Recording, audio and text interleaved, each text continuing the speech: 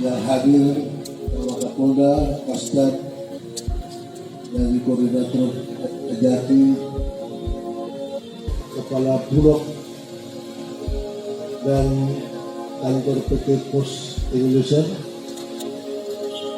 Saya Kepala Kantor.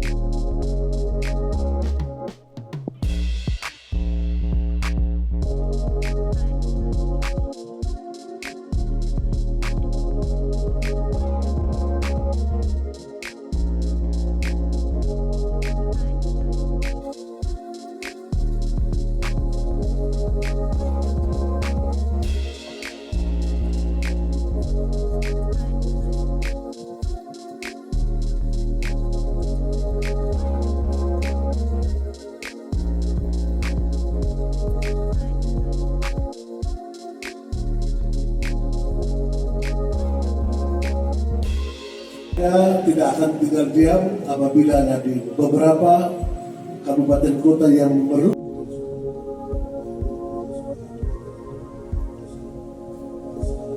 Jadi tidak bisa pakai.